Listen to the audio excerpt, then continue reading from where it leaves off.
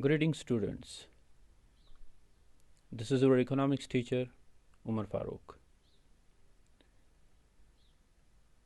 As you can see on the screen, we are starting up with a new chapter which is called National Income and Related Aggregates.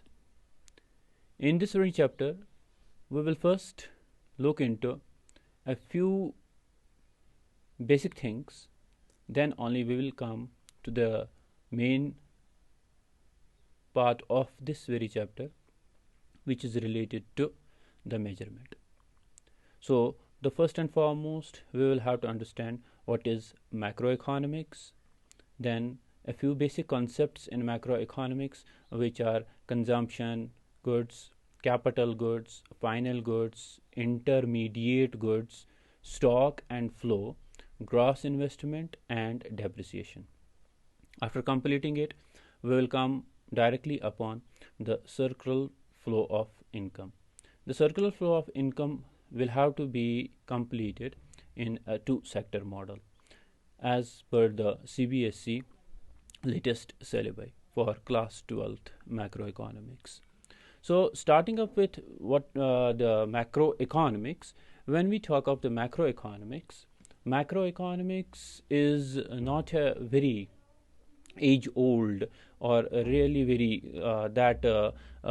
primitive branch of economics. Though economics, if we talk of economics in itself, is very old subject, and it is traced back to many histories and all. So we don't have to go there. What we have to come into is that when from this macro concept came into being. When we say macro, this is something which came into being very recently, and it was around in the Great Depression. That was some Great Depression. Great Depression was in the 1930s, which covered an era of 1929 to 1933. During this very period, the thought process of the people who were studying economics changed, and the change maker, the person who brought up this very change into the economy, was John Maynard Keynes, who is formerly known as J.M. Keynes. Mr. Keynes wrote a book, and he published it in some around 1936, which got published in 1936, and his book's name was published as General Theory of Employment, Interest and Money. In this very book, he gave answer to a few questions which were in the market at that very moment, because of that Great Depression, that economic depression of 1930s. He answered a few very important things. This book says a lot about all these very things, and this was the time when the field of economics got bifurcated into micro and macroeconomics. When we look into these two very words originate both these two very words originate from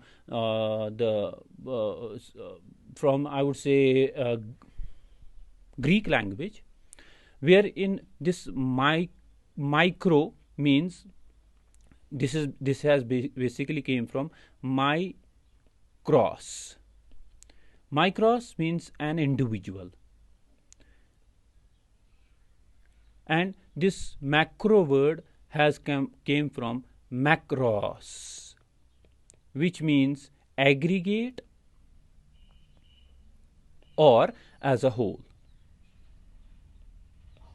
And when you look into these very two words, these are the two words which are bifurcating nowadays economics into two major fields, that is microeconomics and macroeconomics. You look here, this micro word, it means an individual, an entity, a single person, a single firm, or anything like that.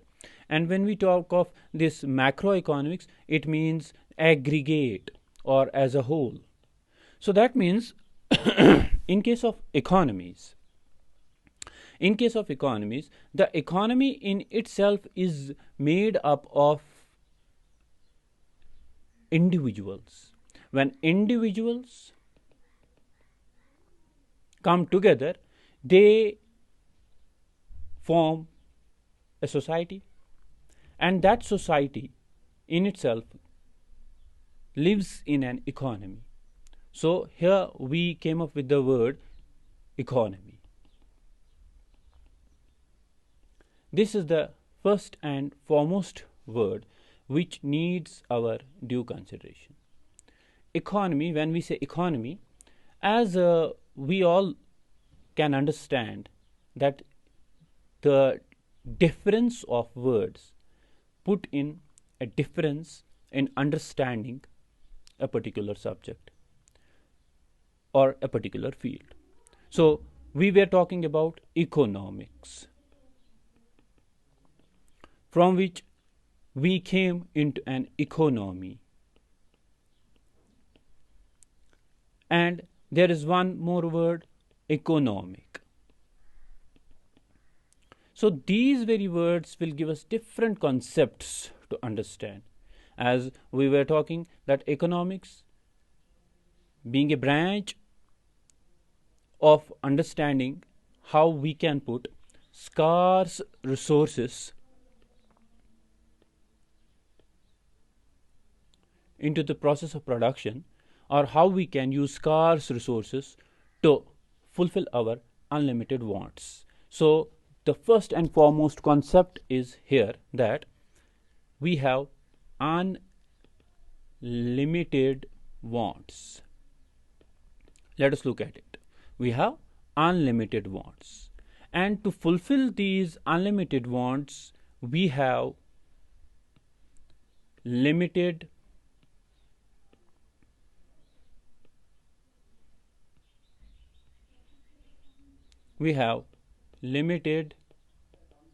resources.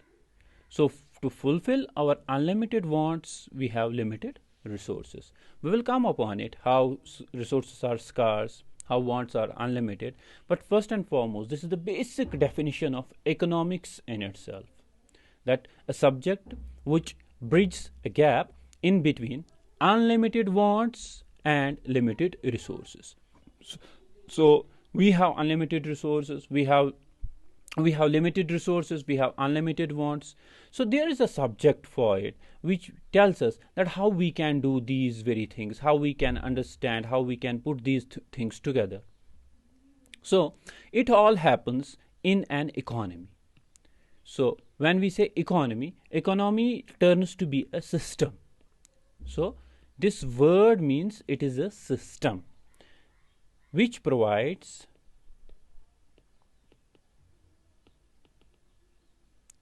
people. So here I'll underline it, with the means of livelihood. With the means of livelihood. When we say livelihood, what does it mean? It means it is a system which provides people with a livelihood or with a living.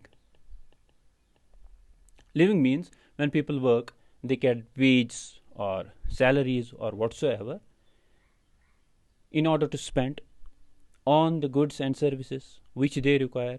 But if we look into the definition in itself, system which provides people with a living, how? During a course or during a process or course of production. So here you can see we came upon another word which is production. It is a very important word for us to understand. We'll come upon it. But first, economics is a subject. Economy is a system. Now, economic word is somewhat, it is sort of a, you can say, judicial word,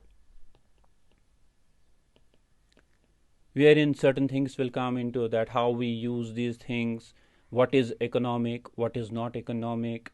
If I am spending a rupee on this very product, say product X, or I have an opportunity to spend the same money on product Y, will I be having greater satisfaction from X or from Y? So for me, what is economic, where I'll get more of the satisfaction and all.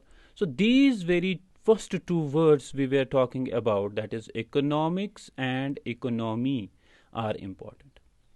So we came upon to a conclusion that wherein we are able to understand that how the Great Depression of 1930s turned the tables, and the subject economics got divided into two major branches, that is micro and macroeconomics. So before we understand the major importance or the limitation of macroeconomics, we must understand two important things. You know that there has been a tussle in between for a quite a long time, in between the classical school of thought and the modern school of thought in the field of economics. When we use these two very words, we have to be a bit very particular. What I am saying is there has been a tussle in between classical and modern. This modern word is nothing but the concept of Keynes, which is modern school of thought, or it is also called as Keynesian school of thought.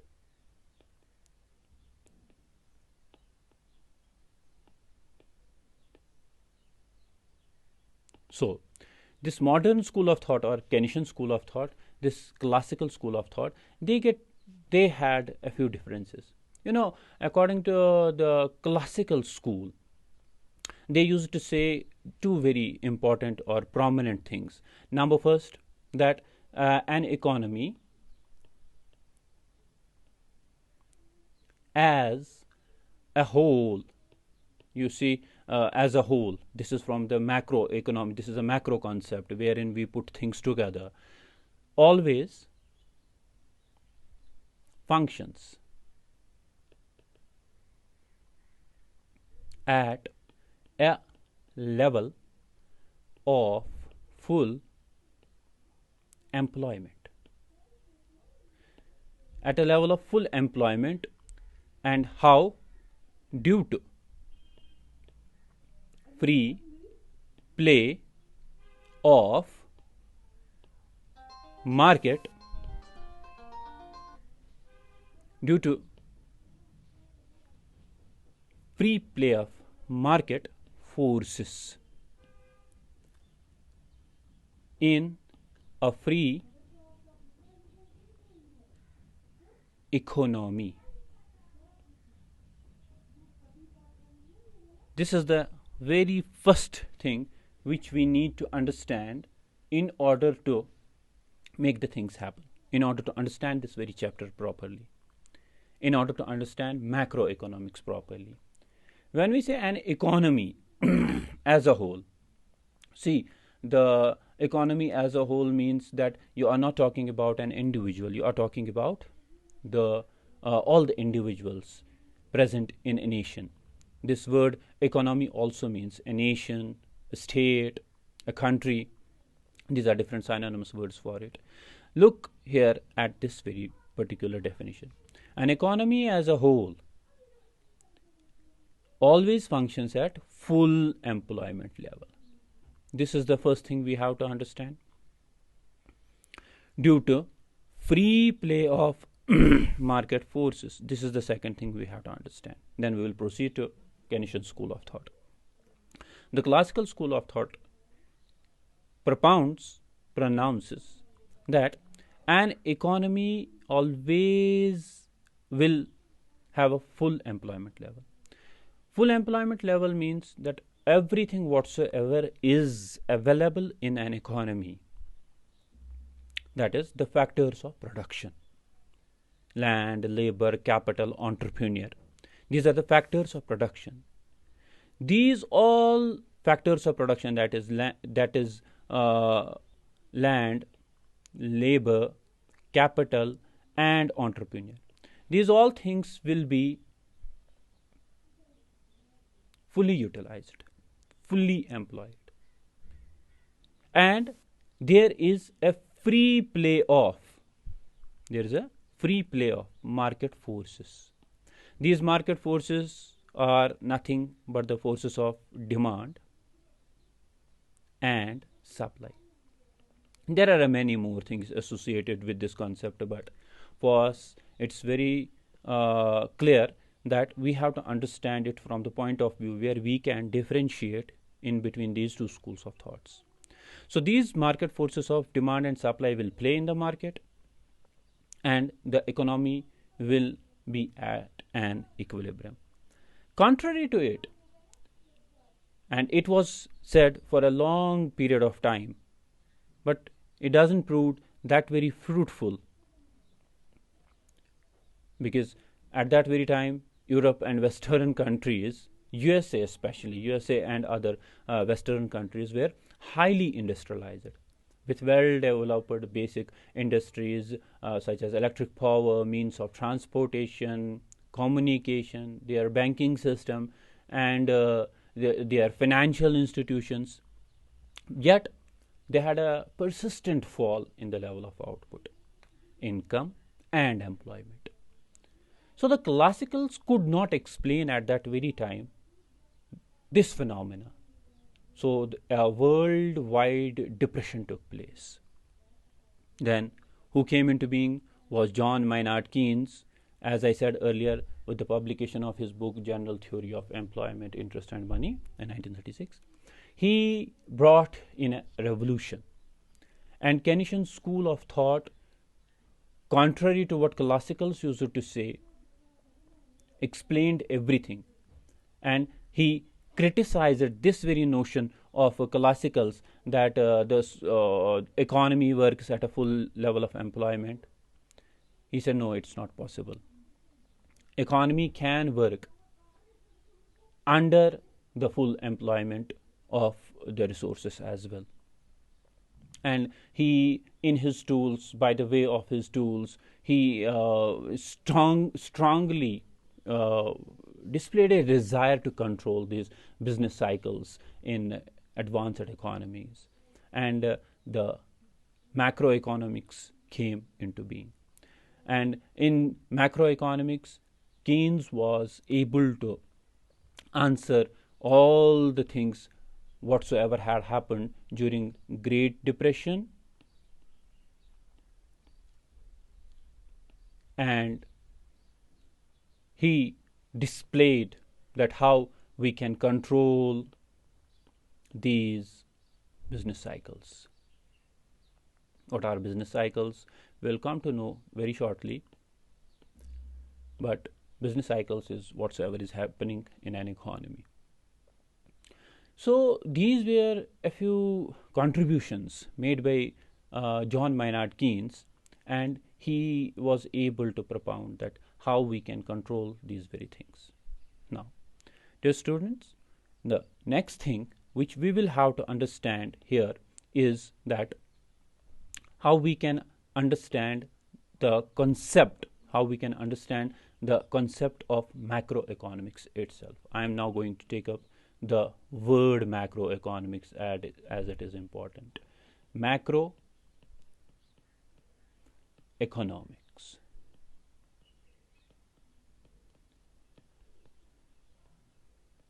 The combination of two words it is.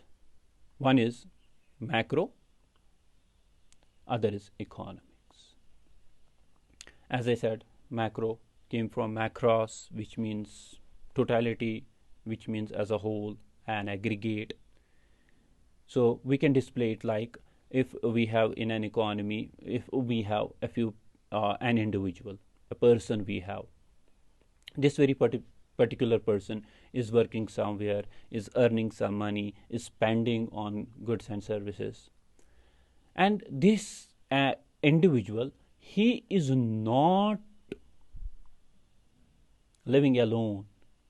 He lives in a system, he lives in a society, he lives in a country, he lives in a nation. And when we put all these very individuals together, we come to know their activities, we come to know their spending, their earning, and all. When we put them all together, this becomes a macro concept.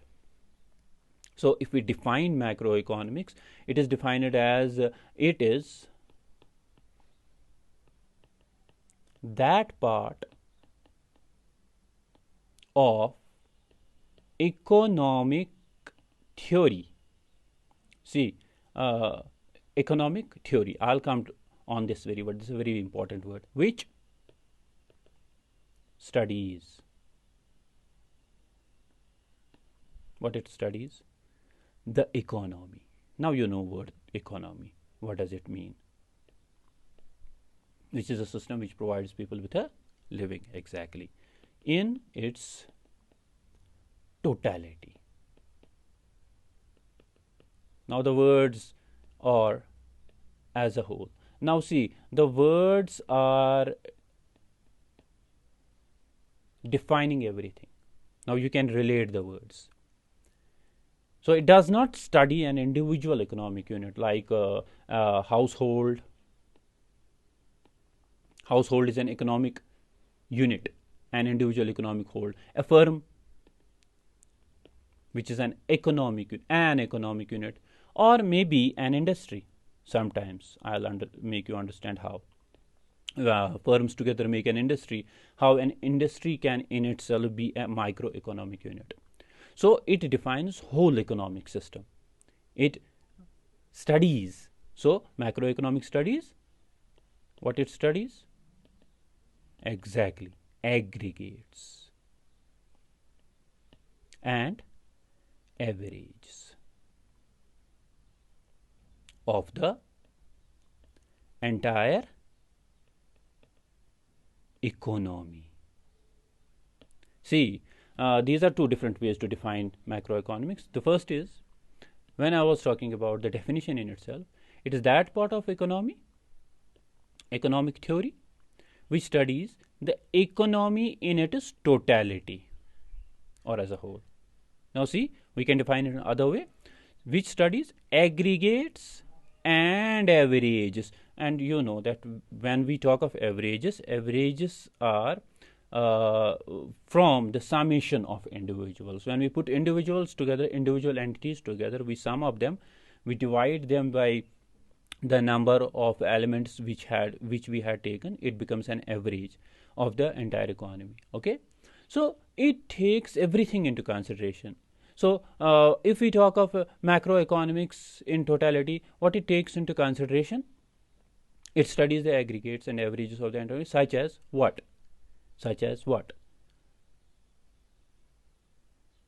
This is the answer, which if you are able to answer, this is the thing, if you are able to answer properly, that means you have understood this very topic clearly. National income, this is also the name of your chapter. So it does not study individual incomes, it studies national income. It does not study employment of a single person, it studies total employment. It's not talking about the saving of person A, person B, person C, or the savings of Umar sir. It says aggregate savings. It's not saying that the supply or the demand or the investment of a particular nation, of a particular person. So aggregate savings and investment. So investment in in an economy, and we can talk of other things, that is aggregate demand,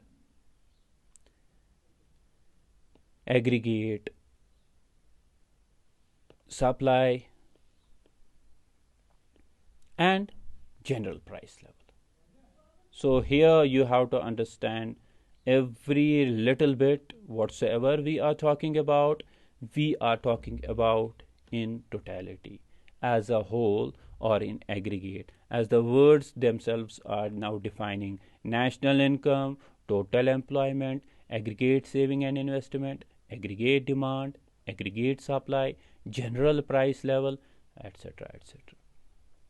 So here we are now able to understand the concept of macroeconomics in a very lucid or in a very complete manner. So when we say it studies these all very things, it does not study only them, it will bring in a concept as well, where it will just elaborate us, it will just make us to understand the fluctuations. Why I am stressing upon this very word? Because these fluctuations were responsible for the Great Depression.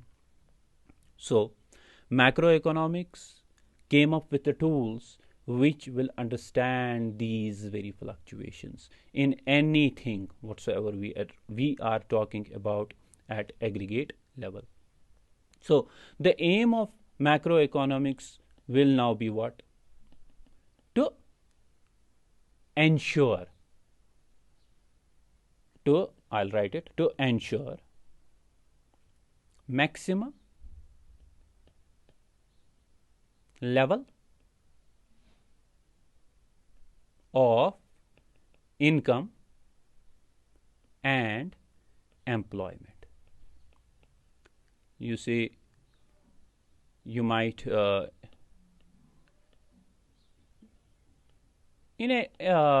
if you open up a few books, you may see that there are different names given to this concept. That's why I am writing it here. The aim of macroeconomics comes into to ensure maximum level of income and employment in a country. So in short, macroeconomics is studying national aggregates or economy-wide aggregates.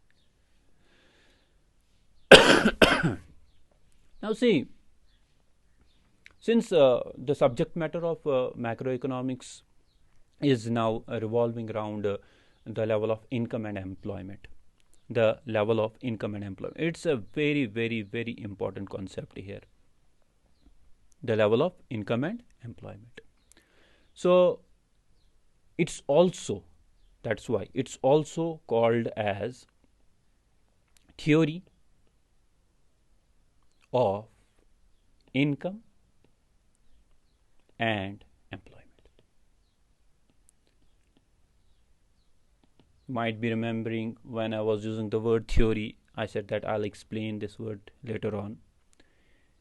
So all whatsoever we were talking about is a theory, unless and until not put into practice.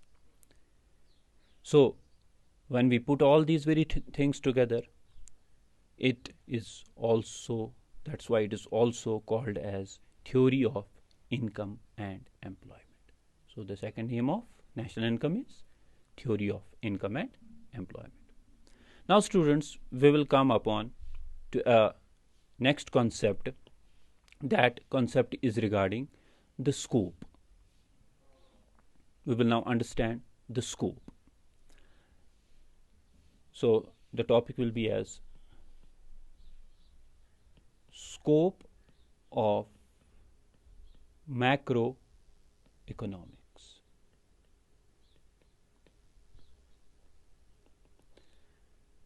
The scope of macroeconomics is really very wide.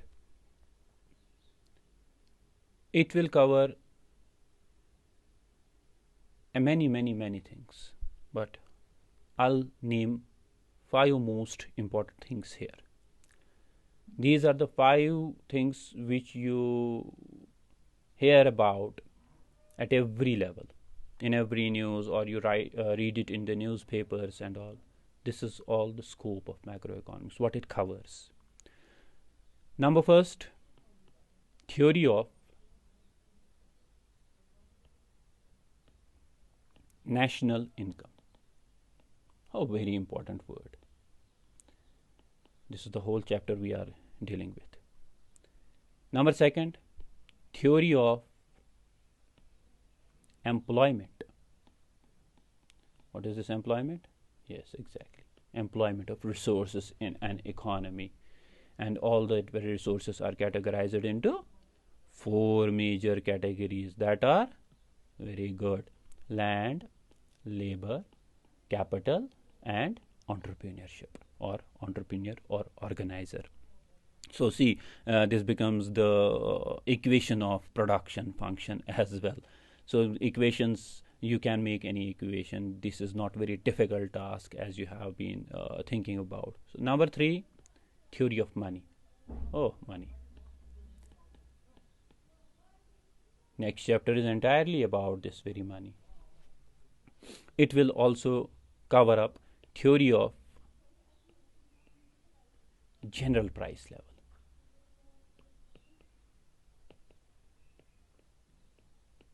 And last but not least, theory of economic growth. You see, economics as a subject is really very beautiful. You talk of a word, you have 100 things to say. When I say employment of resources, this comes into being. When I say theory of money, a complete chapter has to be understood. When I say economic growth, we have 2 concepts: the economic growth and economic development. So we'll talk about all these very things, but first and foremost, this is the scope of macroeconomics. That is what it covers. It will tell you all about national income: how, what, why, when. It will tell you all about employment, because the basic definition of economics, it bridges a gap in between unlimited wants and limited resources. So you have to employ the resources, but the wants in an economy are unlimited. Your resources are really very limited. It will also have it is also having a scope to understand, to elaborate the theory of money, that where from it came, how money is important, what are the functions of money, why money, how money, when money, all these very questions. The general price levels in an economy. You might be, a word, inflation. You hear it about it in every news. Inflation has gone up, inflation has gone down, inflation this. That is the general price level. We are talking about the price levels, but it is general price level. General price level means we are talking in a macro way. And theory of economic growth, and how all these very things would be put together in order to grow your economy. That is what is the aim of every nation, every country, every economy, to grow and grow and grow. Now here, students, it's very important for us to understand the importance of macroeconomics. It becomes now necessary for us to understand this very concept, that what is importance of macroeconomics. You see, macroeconomics, as we have been understanding till now, it is helping us say in understanding the economic system as a whole. First and foremost, helps us to understand what exactly economic system. Now see, you know the meaning of these words, what I am talking about, and that as a whole. It helps us to understand the economic system as a whole, because every subject has got its own language, its own vocabulary. you have to first get familiar with the vocabulary, with the language of the subject. Then it becomes really very easy for you people to understand any subject. Number second, its importance is for formulating the policies. Now, when you know about whole the nation, how the things are happening, only then the government could formulate certain policies regarding the nation or devise certain programs. It is then only possible. Okay. Not only that, macroeconomics provide us tools. Which tools? These are the tools which analyze or for the analysis of the concept national income. It is macroeconomics which is going to provide us with the different tools so that we may analyze and we may understand the concept of national income. And not only that, it will also help us to build what I would say, exactly. It would help us to build. I would write it like this: build up the analysis. I am using the word analysis because you people know analysis. We have studied it in class 11th. We have been analyzing, particularly in statistics. We have been using this very word particularly. So it build up the analysis for price movement. You see, these all very things are coming from the scope of economics. That means you have to understand first thing really properly. Second thing, you will be able to understand really very easily. Price movements. And then last but not least, international comparison. So this is the thing which is going to give us certain things, certain analysis in order to compare our economy with the rest of the world. So international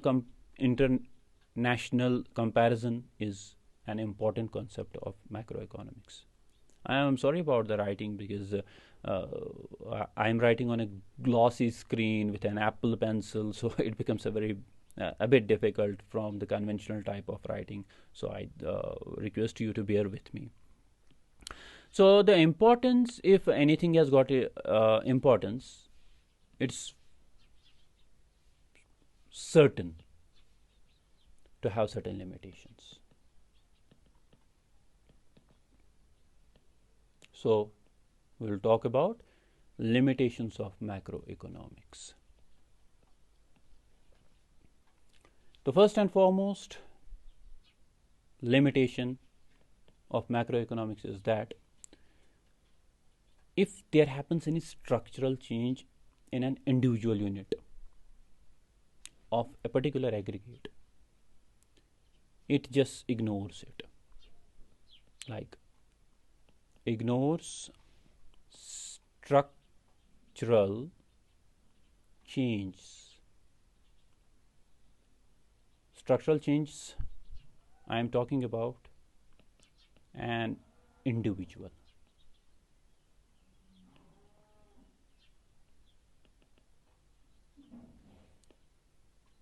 Unit of an aggregate. See, as I was demonstrating it, that economy is made up of individuals. When we put them together, it becomes an aggregate.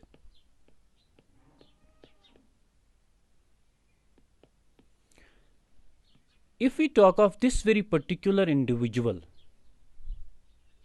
macroeconomics is going to ignore it, because macroeconomics will study everything together. So this individual aggregate or this individual person or this individual unit is getting ignored. And when these things happen. You are not able to formulate a proper policy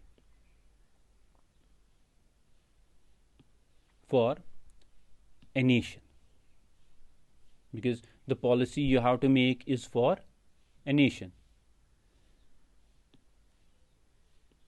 So here, that's what I am talking about. It ignores individual units. Let me, this is a very important concept, so I'll make an example for you people. Say, we have a society in which we have 4 individual units: Mr. X, Y, Z, and Mr. P. Mr. X has an income of $10,000 a month. Mr. Y has an income of $100,000 a month. Mr. Z is unemployed, is earning nothing, he has 0 income. And Mr. P is working as a daily wager and he is able to make just $3,000 a month. So when we talk of aggregate, it becomes equal to 1,13,000 rupees.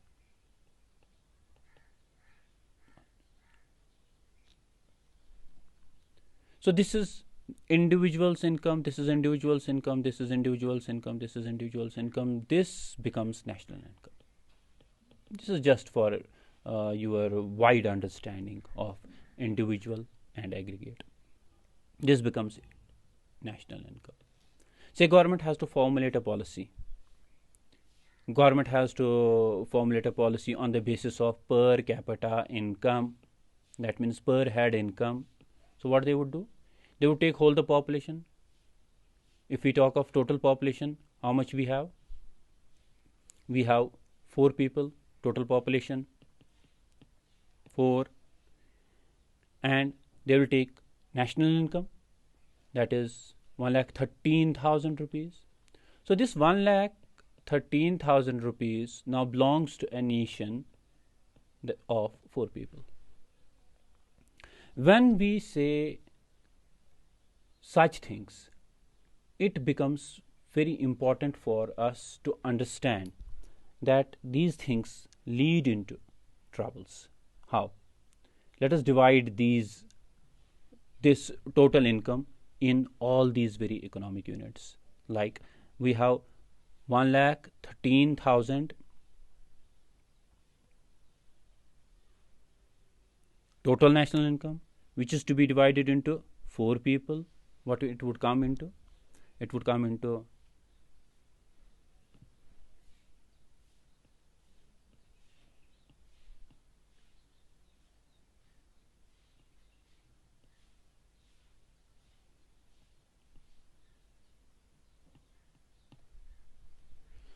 28,250 rupees. This 28,250 rupees, according to national policy, is the per capita income, per head income. So is it right? No, it is not right. So it is misleading, miscalculating. The government policy would be make in a way that everybody has got an income of 28,000 rupees, 28,000 plus rupees. So this particular person who has got an income of 0, and this very particular person who has got an income of just 3,000 rupees will be in a way neglected. So that is what it means. It ignores structural changes in individual units. Structural change. So individual units are getting ignored.